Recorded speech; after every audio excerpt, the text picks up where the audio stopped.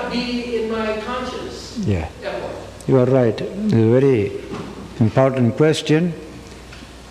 Generally, from Greco-Roman times, in the West, there was so little understanding of the phenomenon called death. We knew only about life in the West. There is a famous writer, Lowes Dickinson, Englishman. He has written a book called The Greek View of Life. There he writes there, the Greeks were deeply interested in life. They enjoyed every aspect of life. When death came, they were unreconciled. They didn't know the meaning of death at all. That was the weakness of Greek philosophy of life. That continues to modern Western people also. We have inherited from the Greeks the whole concept of life alone is true, not death. But the truth is, life and death are two aspects of the same reality. That is what Vedanta teaches. Yasya chaya amritam, yasya mrityuhu. In the Rig Veda you find reality is that of which one shadow is life, another shadow is death. Both are there. You can't understand life till you understand death. See the philosophy. No philosophy can be deep without understanding nature of death. So in Greek philosophy, this experience was not there. Not entirely correct. One person in Greek philosophy knew the meaning of death. That was Socrates. He knew the meaning of death exactly as the Indian sages. So when you study Plato's dialogues, you find one episode narrated by Plato. Socrates is to face death. He is to drink poison. Everybody is weeping. Women were weeping. He told them, I want to die in peace. You please go outside and weep. So women went. The men also started weeping, young students. They also started. He chided them. I send the ladies away thinking I can die in peace. But you boys also are weeping. Then they became quiet. Then a conversation ensued. This man who is going to die is the most peaceful man in that room. Something very interesting. Then one disciple asked Socrates a question. Now this whole episode, we can treat it as a chapter in any Upanishad. But in Greek literature, it has no place. They can't understand this subject. One disciple called Crito, he was a friend of Socrates. He asked Socrates a question. Socrates, how shall we bury you? He is not yet dead, he is still alive. But he is asking this prospective question. How shall we bury you? Socrates smiled at that question. Then he said, be of good cheer, Crito. You asked this question about this body. As to the body, do with it as you do with other people. But if you want to bury me, you must catch me, the real me, that you cannot catch. See, like this is Upanishad. The real me you cannot catch. It has no death. It is ever there. The Atman is ever there. No weapons can cut, no fire can burn, no air can dry. The Gita describes the nature of the Atman.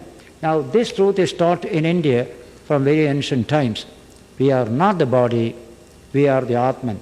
We have a body as an external covering. So death means removal of that covering. A pillowcase is removed, pillow remains, as we put it like that. So Socrates understood this truth. So he faced death with a courage which we have never seen in Greek history. This is one lesson we must learn. Today when we study Vedanta, if we are really understanding the truth, then you will say, yes, life means death. What else is life except racing against death? But death is finally what wins. That's the truth about it. It is better that we know. And so we face death with courage. Yes, it has to come. Not that we are going to commit suicide. Life will continue. We will correct ourselves. If there is sickness, we will take a doctor and have medicine. Now Shankaracharya or Ramakrishna, they allowed themselves to be treated when they were sick. Therefore there is no question of a pathological condition, I want to die. There is no such thing. We will have life in this body, but one day it will end. And we know that we are eternal. There is no death for the soul. When this knowledge is deep in us, then we can react to death in a particular way. I have seen a few cases of devotees, how they face death. There was a lady in Delhi, beautiful work she was doing. All on a sudden, it was discovered she is having cancer. She was treated in Switzerland, went to Bombay for treatment, then it was beyond cure. Then what happened is a wonderful story.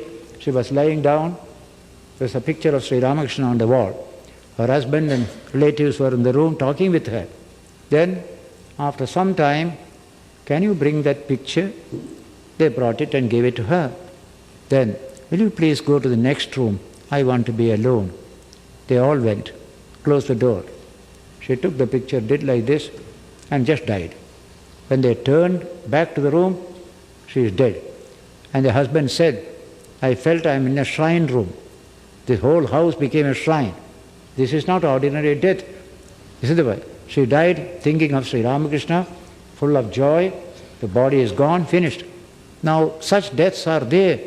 Many cases are there of this kind of death, what they call triumph over death. This was a teaching in Christianity also. In the St. Paul's sayings you will find there, then shall we experience that state when we shall be able to say, O grave, where are thy treasures? O death, where is thy sting? That state will come. It was expressed in Paul's teaching, but slowly it was forgotten. Western culture is entirely based upon the body. I am essentially the body. That's why we have got everything to sweeten the body, brighten the body, and all the manufacturing things are coming only for the body. For the soul there is so little manufacture. For the mind also very little. You see, yesterday I was telling in the lecture, a magazine, Newsweek or so I read, or the Northwest Air magazine in the aeroplane, saying people have got now a new craze. We must have good bathrooms. Now a whole article has come. Golden seat for the toilet and huge bath with whirlpool in it, very costly, because that's the way to enjoy life. There's language used there. So people are now having that kind of bathroom, and big advertisements are coming and all that. Why is it so? Body is the center of all attention. How to make it nicer, nicer. Vivekananda used to say, it is like putting roses on a dead body. One day it will stink. We forget that truth. To some extent, we can care for the body. Beyond that, it is absolute obsession. That obsession is there in today's civilization. And till that obsession goes away, we cannot understand our true nature. I am the Atman. I have a body, but I am not the body. That knowledge has to come, but it has not come because of this materialistic civilization. Vedanta comes in, it teaches us this truth. If you really understand that truth, we get reconciled to that last experience called death. Until then, we may learn all these things. We say, when Ramakrishna is saying, you teach a parrot to say Rama, Rama, Rama, God's name. He will say all that. But as soon as the cat catches hold of it, caw, caw, he will say. He forgets all Rama at that time. So we are all like that. Until the thing, what you call, sinks down, yes, I am not the body. I am a child of the divine. That is my inheritance. Then like Socrates, we shall be able to say, yes, I welcome you. You have come, here am I ready. Don't try to squeeze me out. That attitude will come. You welcome death like a brother. This is the language used by Vivekananda in his lecture on My Master in New York. Welcome death like a brother. That attitude will come. With a smile, you will go. That's a language. We had a great sage in India by name Tulsidas. His Ramayana is popular. 200 million people study that book. Many have memorized that book. Tulsidas Ramayana. 16th century saint. He had a saying, and I like all our children in America also hear that saying. He said, telling himself, Tulasi, when you were born, you were crying and the world were full of smiling and joy. And when you die, live such a life, you will laugh and go away, the world will weep for you. That is the best thing that we can do. You came crying, you go smiling, leaving the world in sorrow. Why? This great man has gone.